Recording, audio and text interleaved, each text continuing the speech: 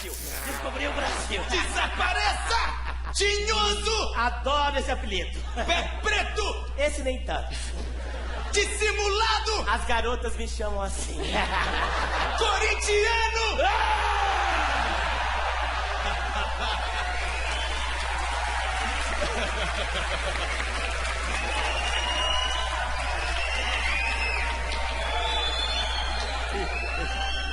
Tudo tem limite!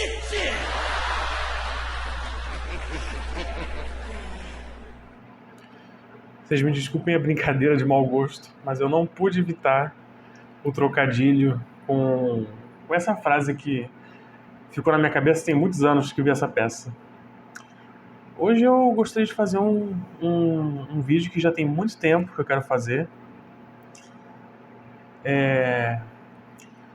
Desde que eu comecei esse canal daqui, eu queria muito fazer uma espécie de diário mostrando o meu progresso estudando cálculo. Só que, se você me acompanha um pouquinho, você sabe que esse ano eu praticamente só estudei para o vestibular. Eu tive a oportunidade de estudar um pouco do livro de cálculo do Guido Rizzi. E como eu sabia que eu não ia conseguir focar para estudar ainda, né? Eu aproveitei para fazer os primeiros 2 capítulos do livro. Não consegui completar, mas eles me ajudaram muito a entender um pouco da base que eu preciso ter. Essa lista em especial aqui, da página 12, 13, vai dar 10 a 13. Ela me ajudou muito a relembrar conceitos básicos de matemática. E eu demorei para terminar ela, mas me ajudou bastante. Acho que eu fiz também a 1.3, 1.4 eu fiz também. Enfim.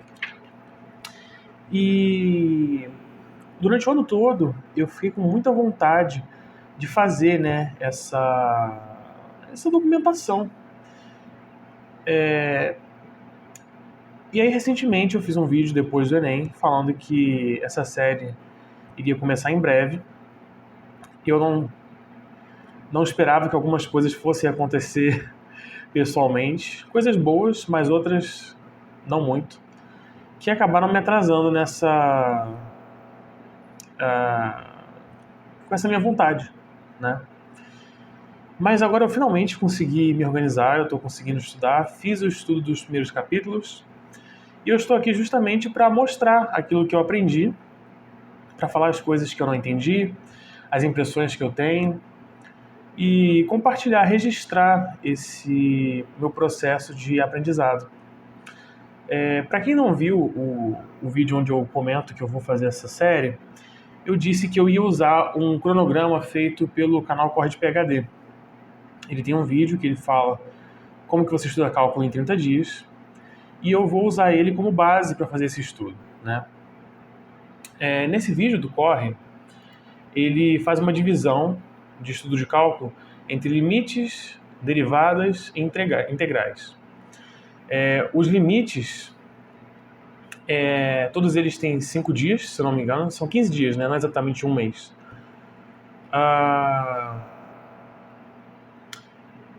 O primeiro dia você vai ter que entender limites, e aí você estuda os capítulos que eu vou mostrar aqui, que são 3.1 e 3.2. Aí depois definição de limite, propriedade, teorema do confronto, limites e o infinito, teoremas clássicos. Essa é a primeira parte dessa série, onde eu vou estudar esses temas. E a minha intenção é fazer uma espécie de diálogo interno, né? Onde eu vou mostrando as coisas que eu penso, que eu entendi, as coisas que eu aprendi. Uma das coisas mais gostosas para mim tem sido aprender coisas que eu nunca tinha ouvido falar, porque existem conceitos em matemática que eles são familiares, só são diferentes, né? Mas tem bastante coisa que eu tenho aprendido que eu nunca tinha visto, sabe? Que é muito gostoso de entender e de aprender, principalmente com relação a...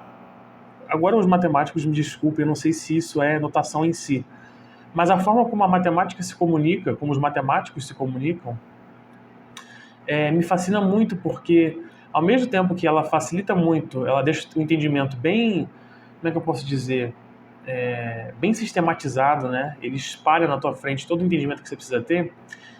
Por eu não ter costume de não ter intimidade, né, com o mundo matemático, muitas vezes eu não entendo o que está acontecendo, até eu falar assim, estava na minha cara, sabe? Eu acho engraçado que a maioria dos conceitos, tipo limite e continuidade, que vão ser os que eu vou falar hoje, eles são muito simples de entender, são muito intuitivos até, só que quando eles são colocados em matemática, o difícil não é entender o conceito, mas o difícil é entender a linguagem pela qual o conceito é explicado, sabe? Então é isso. Eu vou fazer alguns paralelos também e começar explicando. O primeiro capítulo, você vai me dar licença, meu queridinho, vai ficar na tua cabeça. O primeiro capítulo que a gente estuda é o 3.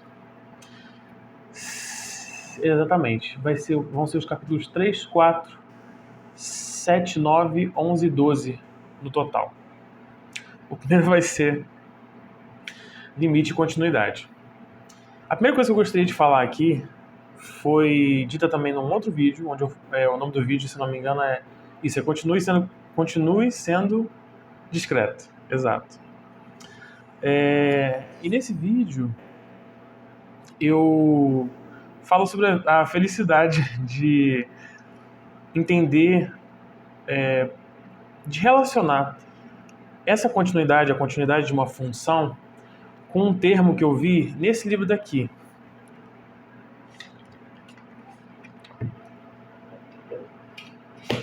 O Poder do Infinito. Nesse livro, eu tô bem no iniciozinho, assim, eu pego ele para ler de vez em quando, leio uns 10 minutos e paro, mas ele sempre me traz sempre refresca, sabe, o meu entendimento, por enquanto, intuitivo.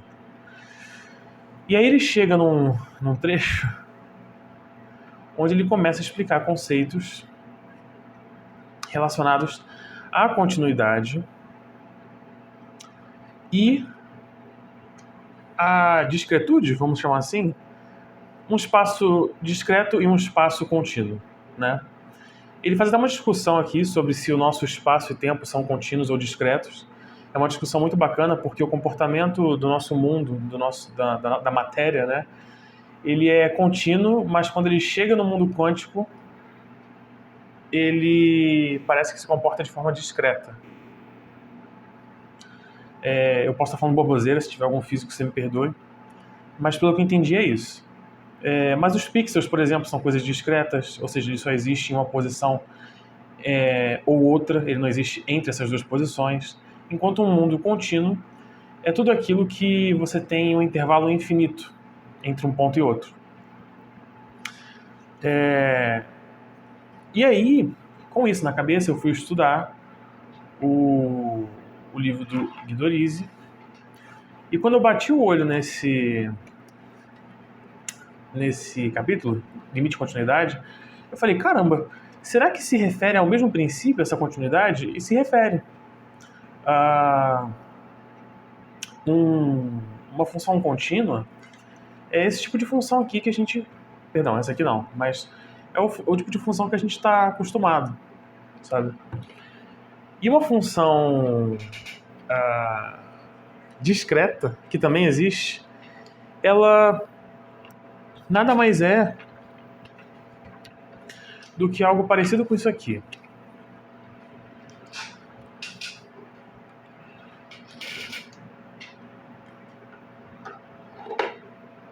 Deixa eu ver se essa caneta aqui está funcionando. Tá. Ao invés de ela ser contínua, como a gente está acostumado, uma função discreta poderia ser assim. Ou seja, não existe intervalo infinito entre esses pontos, e esses pontos eles são enfim, são discretos. Acho que deu para entender o que eu quis dizer.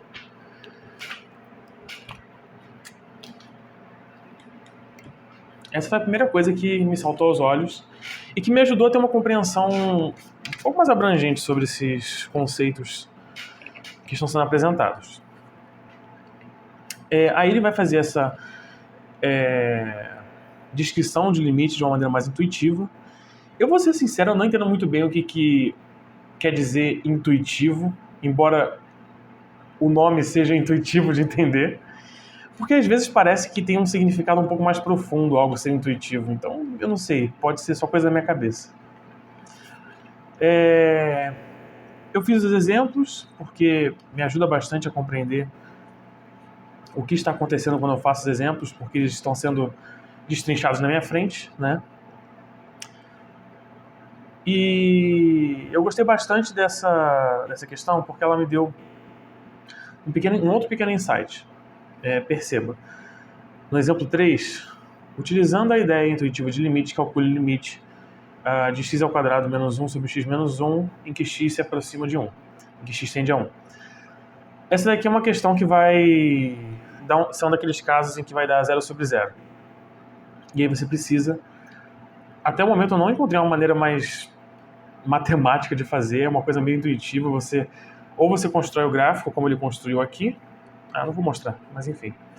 Ou você constrói o gráfico e você vê como ela se comporta fora daquele ponto, ou você faz uma tabela do lado, coloca outros valores e vê como que ela vai responder, né, fora daquele ponto.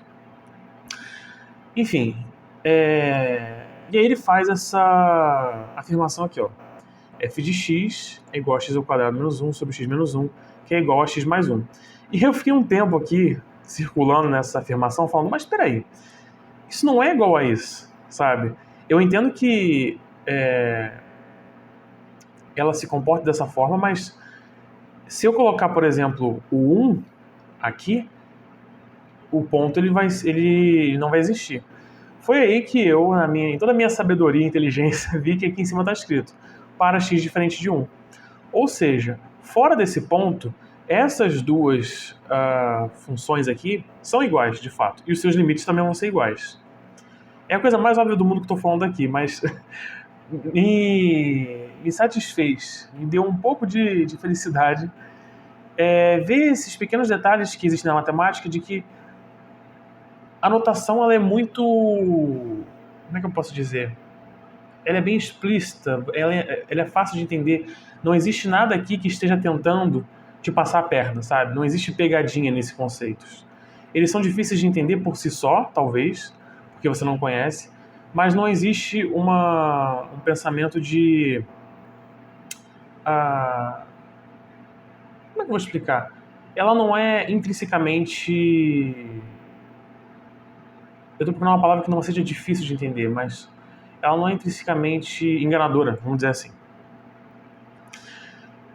E aí o conceito que eu gosto muito para entender limite, para imaginar o que é o limite, né? Porque eu achei curioso que, a não ser que eu não tenha entendido limite na sua completude, que pode ser que não, afinal o capítulo definição de limite ainda vai chegar, mas eu achei um conceito bem tranquilo de entender. E eu gostei muito de uma forma que ele é explicado no Poder do Infinito. Não é ele explicado, né? Mas é um conceito parecido explicado, que é nessa parábola do polígono infinito. O que acontece? O limite, quando você vai calcular ele, você geralmente substitui o valor do limite na função para você saber qual que é do ponto na função, para você saber qual que é o limite. E eu imagino que se você for desatento e você não entender o que é o conceito de limite, você pode acabar achando que o valor daquela função naquele ponto e o limite são a mesma coisa. Só que a questão do limite é que você nunca vai chegar no valor dele. Esse é o conceito, sei lá, mais abstrato do limite. E eu achei muito bacana que a forma de você entender isso, ou melhor, uma das formas que eu achei de entender isso, foi nesse... Tá cheio dessas mosquinhas chatas aqui, porque agora é verão e interior é assim. E ele fala o seguinte: você tem um círculo e você quer achar o perímetro dele. Se você pega um triângulo e você quer achar o perímetro dele, você vai multiplicar o valor de cada uma das... eu sempre confundo aresta com Peraí. Deixa eu pesquisar. Aresta. Aresta e vértice. Eu sempre confundo os dois. Tá. Você vai somar o valor do comprimento das arestas, ou você vai multiplicar por 3. Você vai multiplicar pelo número de faces. Para ficar mais fácil, eu vou falar em forma de multiplicação. Então, se é um triângulo que tem 3 arestas, você vai multiplicar 3 vezes esse comprimento. Se é um quadrado, você vai multiplicar por 4. E daí por diante, você sempre vai achar o perímetro. Perceba que o lado, quanto maior o número de arestas no polígono, e ele continuando circunscrito no círculo de mesmo tamanho, menor essas arestas vão ficando. Ó. Em comparação com o quadrado, o triângulo tem arestas maiores. Em comparação com o pentágono, o quadrado tem arestas maiores, e aí por diante. E se você levar isso ao extremo, ou melhor, levar ao infinito, e você quiser achar o perímetro perfeito desse círculo, você basicamente vai estar multiplicando infinito vezes zero. Porque se existem infinitas, entre aspas, infinitas arestas num círculo, para que ele seja um círculo perfeito, correto, elas são infinitamente pequenas. Então é impossível você não pode dizer que infinito vezes zero vai ser o perímetro de qualquer círculo, sabe? Então, assim, essa foi uma forma de eu entender esse princípio do conceito de infinito não, de limite. É um valor que está ali de parâmetro, mas ele é inalcançável. Outra forma de você ver isso também é pela parábola do caminho, do passo, sei lá, que é basicamente você quer ir de ponto A a B, mas para você chegar do ponto A ao B, você tem que chegar na metade dele. Para você chegar dessa metade até o ponto B, você tem que andar mais metade, mais metade, mais metade, mais metade. Você sempre vai andar para frente, mas você nunca vai chegar no ponto B.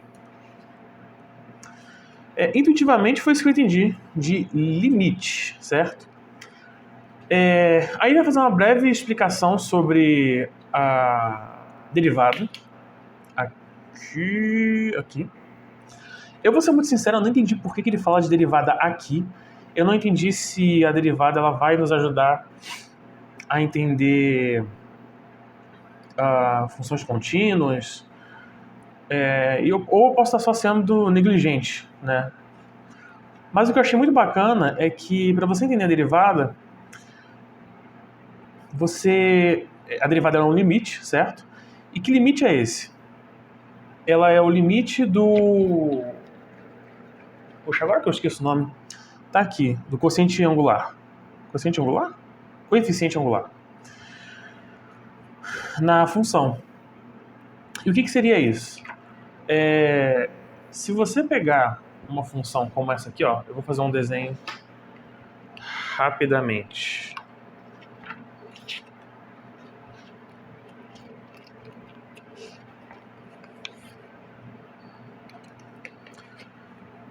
Se você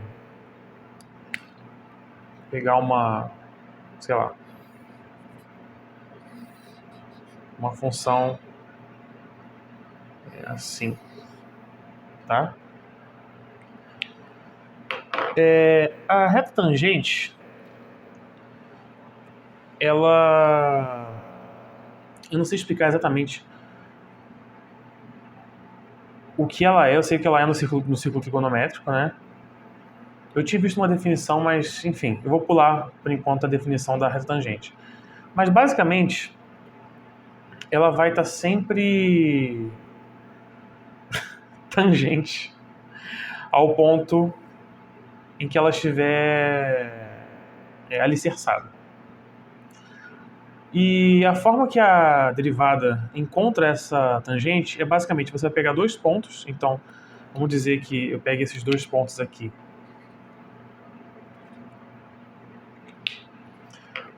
E você faça um limite onde a distância entre esses pontos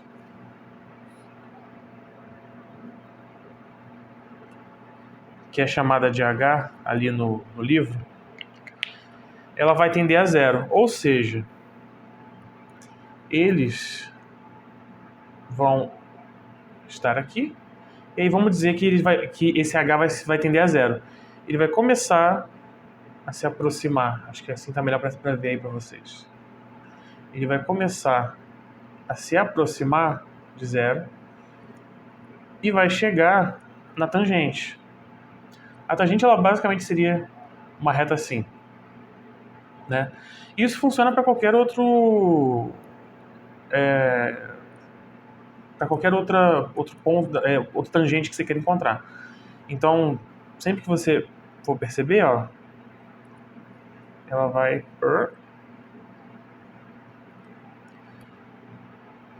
certo? Eu sei que eu não tive a melhor explicação do mundo, mas eu acho que mostrar fisicamente foi a melhor forma de eu explicar, né? Porque se eu fosse falar, ia ser mais complicado. Então, eu acho que aí já mostra uma falta de entendimento minha sobre duas coisas. E que eu preciso... que eu já deixei anotado que eu devo consultar. O que exatamente é a reta tangente e por que ela é tão importante para a derivada, né? Eu entendo que a derivada ela vai usar a reta tangente e o coeficiente angular, mas ainda não entendi exatamente por quê. Aí ele faz uma explicação histórica aqui legal sobre o Fermat, sobre o PR de Fermat, e ele segue para a definição da função contínua. Na definição da função contínua, ele vai utilizar de épsilons e deltas, que, pelo que eu vi mais para frente, vão ser bem usados. Eu não sei se eles vão continuar com o mesmo conceito, se eles vão deixar mais abrangente. Mas eu achei bem bacana. E aí vem essa questão, né? Que a função contínua ela é bem fácil de entender, mas quando ela é explicada dessa maneira bem... Eu não vou falar bem rigorosa, porque eu não sei se existe algo mais rigoroso que isso, provavelmente. Mas mais rigoroso do que o que a gente está acostumado, né? Não está sendo explicada de maneira só visual, só intuitiva. Aqui ele vai basicamente falar o seguinte: para você dizer que um ponto é contínuo numa função, para você saber se ela é totalmente contínua e se ela é contínua em certo ponto, você vai avaliar o seguinte: quando você tem uma função contínua e você tem um ponto P e você tem como resposta, né, o f de P em y, você vai ter em f de P esse valor chamado epsilon, que pelo que eu entendi ele não precisa ser um valor dado, ele é um valor que vai ser positivado ou negativado, e ele vai ser demarcado para cima ou para baixo, certo? E se você perceber, quando ele encontra com um ponto aqui, e você fizer uma reta a 90 graus dele, você vai ter um outro valor que vai cair no eixo X. Esses vão ser os deltas. Eu espero que esteja fácil o que eu tô explicando, esteja entendível, né? E basicamente, então, você percebe que quando ela é uma função contínua, todo epsilon vai ter um equivalente delta, certo? Ou seja, P menos delta vai ter em equivalência f de P menos epsilon. E aí ele vai ter essa definição aqui, que é para todo epsilon maior que zero dado, existe um delta maior que zero, onde delta vai depender do epsilon. Isso é uma outra coisa que eu queria entender, por que o delta que depende do epsilon e não o contrário. Eu posso tentar fazer umas contas fazendo o contrário para ver se funciona, mas eu não entendi muito bem por que é o epsilon que depende do delta. Geralmente a gente trabalha com x para ver o y, né? Então eu estranho um pouco isso. E numa função que não é contínua em certo ponto, você percebe que pode até ser que, por exemplo, aqui, GP menos epsilon tenha um P menos delta equivalente. Mas nesse caso aqui, o GP mais epsilon não tem um equivalente P mais delta. Ele passa aqui, como se ele batesse numa parede invisível. Aí ele vai ter uma definição aqui em... aqui é a mesma coisa, esses dois, mas depois eu vou fazer uma definição em módulo, em valor absoluto aqui em cima, que ela vai servir para outras situações. E aí, nesse momento, eu não fiz ainda os exercícios. Deixa eu voltar aqui. Eu não fiz ainda os exercícios, que são estes daqui. Aqui, exercícios 3.2. Sinceramente, eu acho que eles são muito para fazer em um dia. Eu vou tentar, mas a minha prioridade é já passar para a definição de limite. O que eu tenho feito é pelo menos fazer um ou dois dos exemplos para poder entender o que ele quer passar, né? Dos exemplos eu fiz já alguns, não lembro quantos, mas eu tenho feito eles aqui. Eu, infelizmente, não estava achando esse meu caderno, então eu acabei fazendo em uma folha, em folhas avulsas. Aqui tem o 3.1. Eu geralmente faço a minha correção em letra vermelha. Deixo aqui alguns avisos, por exemplo, aqui, ó, revisar produtos notáveis. Eu percebo que eu não vejo os produtos notáveis de maneira intuitiva, né? Então eu não vejo lá um resultado de um produto notável ou um possível produto notável e já sei que ele pode ser simplificado. E aí aqui eu fiz os exemplos, eu acho que eu só fiz o exemplo 1 e 2. Se bobear, só fiz um. Só fiz um. O exemplo 1, com licença, meu querido, do 3.2. Para entender, né, esse uso de epsilon e delta, e eu aproveitei e fiz tanto em módulo quanto na definição, não sei se é a definição comum ou se é a primeira definição que ele fez. Tem mais alguma coisa? Deixa eu pensar. Acho que é isso. De entendimento, vocês percebem que ainda tem muita coisa crua no meu entendimento matemático, muita coisa de matemática básica que eu preciso revisar. Eu espero fazer em paralelo um outro estudo. Por enquanto eu tenho prioridade de matemática como prioridade de matemática básica e trigonometria. Por quê? Porque por uma certa falta de... acho que por falta de atenção mesmo, durante o meu ensino médio, eu não peguei muito de trigonometria. Então, por mais que eu entenda quando eu vejo, e sinceramente eu acho que é bem tranquilo, né, do que eu já fiz, não está de cor na minha cabeça, né? Não é uma segunda natureza quando eu vou mexer com trigonometria. E eu acho que já está bem na cara que trigonometria é uma coisa muito importante. Parei aqui por coincidência, mas é muito importante para o cálculo. Então eu estou como prioridade estudar trigonometria primeiro, mas essas coisas assim, como você já viu eu comentando, o produtos notáveis, o próprio conceito de novo, né, trigonometria de tangente. Então, assim, como prioridade são essas coisas. E aí agora eu vou começar a pegar, talvez eu faça mais um ou dois exemplos aqui, e eu vou ver se dá para passar já para a definição de limite no 3.3 aqui. Se eu perceber que está muito deficiente, eu vou voltar, mesmo que me tome um pouco mais que um dia. Mas a minha intenção é, pelo menos, entender os conceitos básicos, sabe?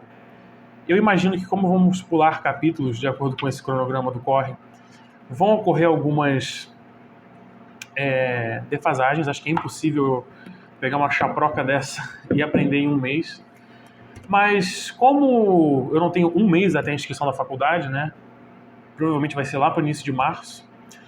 Até onde eu sei, início de março. Pode ser início de fevereiro também. Mas enfim, é mais de um mês que eu tenho. Então eu vou com calma. Se eu precisar tomar 1 ou 2 dias a mais em certas coisas, eu vou tomar, para eu poder ter uma base sólida na base de cálculo, né? Então é isso, pessoal. É um vídeo bem mais longo, 28 minutos. Espero que vocês tenham gostado. Para mim tem sido um prazer poder pegar cálculo e estudar de forma tão assim... tão natural, né? Eu não estou sendo forçado a nada, não tenho que entregar nota. A única coisa que eu tenho é esse prazo, que eu tenho que tomar cuidado. Mas, a parte disso, tem sido um enorme prazer estudar, sabe? Eu gostei muito de entender o conceito de epsilon e delta. E tenho gostado muito da forma como a matemática trata coisas simples de maneira não complexa, mas importante. Ela dá importância para coisas simples. Então é isso, pessoal. Espero que vocês tenham gostado. Vejo vocês no próximo vídeo, que eu não sei se vai ser se vai ser já uma parte 2. Mas estou bem animado para continuar essa série e, se der tudo certo, essa série vai se estender para a faculdade. Beleza, pessoal? Fiquem com Deus e até a próxima.